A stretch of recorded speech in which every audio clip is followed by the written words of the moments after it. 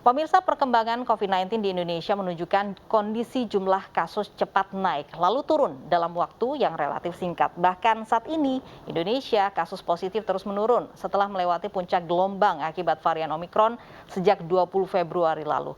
Maka pemerintah merombak syarat perjalanan menggunakan pesawat, kereta, dan komuter lain. Seperti perubahan syarat perjalanan dalam negeri, yang paling mencolok adalah tidak diperlukan lagi hasil negatif tes rapid antigen ataupun PCR bagi masyarakat yang telah vaksin COVID-19 dosis 2 dan 3.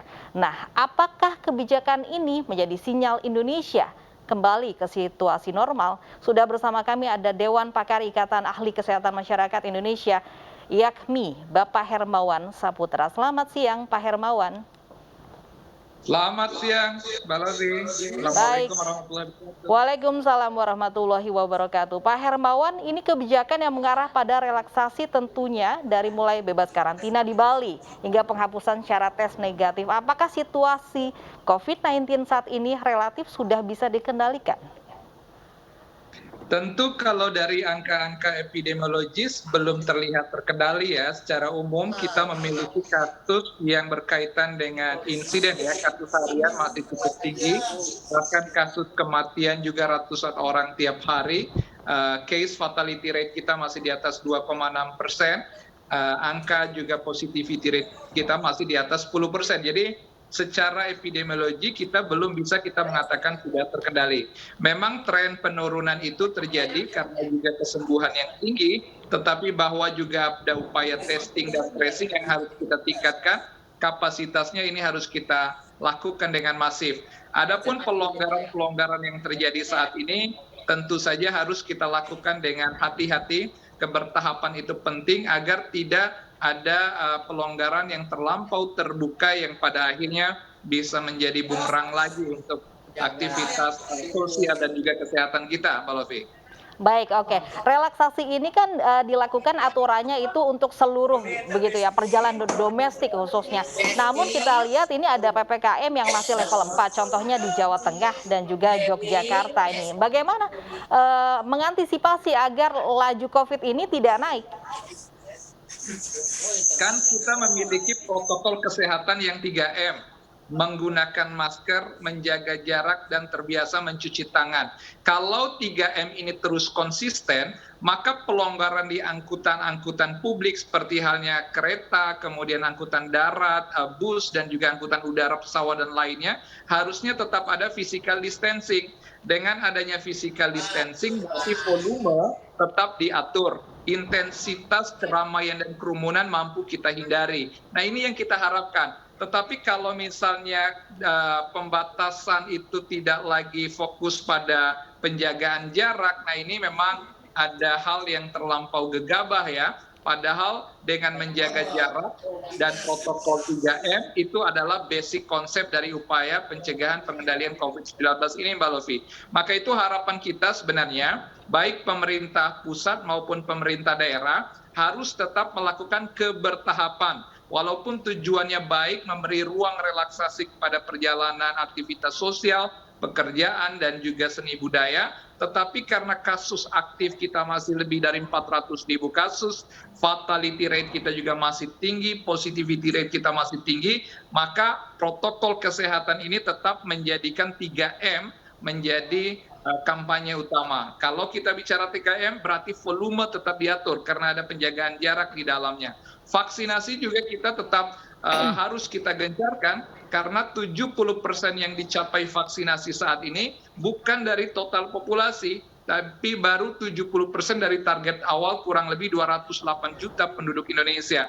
Jadi masih banyak orang-orang yang belum divaksin lengkap dan juga masih lebih dari 10 juta orang dengan lansia dan faktor komorbid juga yang membutuhkan vaksinasi. Maka selama ini belum sempurna, community protection belum terbentuk, kehati-hatian dalam protokol kesehatan dan pengaturan aktivitas tetap harus diberlakukan secara bertahap, Mbak Lovi. Nggak bisa terlalu kita longgarkan dan bebaskan begitu saja.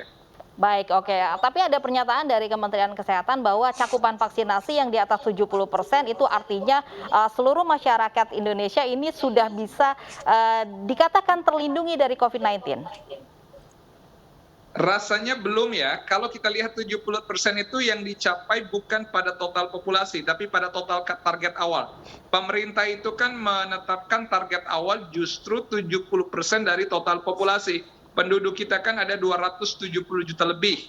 Dari 270 juta ini dihitung dikalkulasi pemerintah, target 208 juta lebih yang harus divaksin.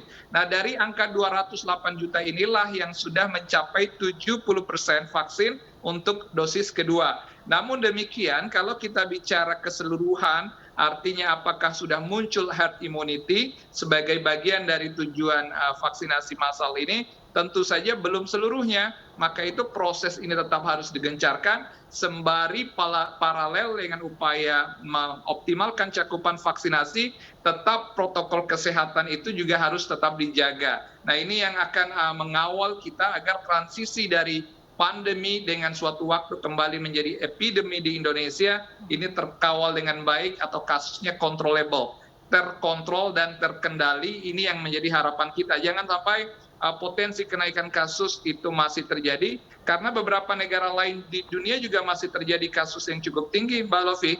Ada beberapa negara yang pada akhirnya oleh WHO juga status pandemi ini masih dievaluasi dari tataran global begitu. Baik, baik. Jangan sampai memang ya ada beberapa negara yang melakukan relaksasi juga, begitu pandemi ke endemi malah laju COVID-nya naik. Nah, butuh berapa lama evaluasi terhadap relaksasi aturan perjalanan ini dikatakan berhasil?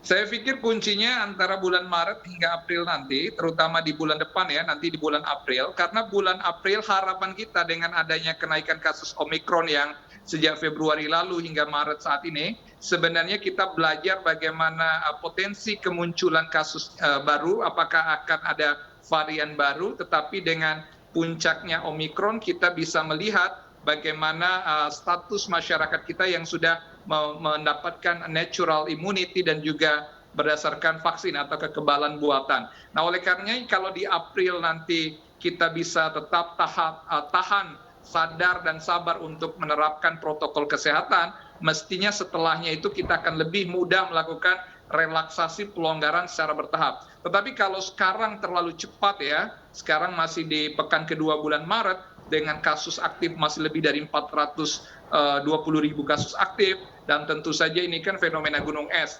Nah, angka 400.000 kasus aktif ini adalah bongkahan kecil, di bawah permukaan bisa jauh lebih besar, dan ini masih sangat rawan kalau kita terlalu cepat untuk melonggarkan dan meniadakan protokol kesehatan yang 3M itu.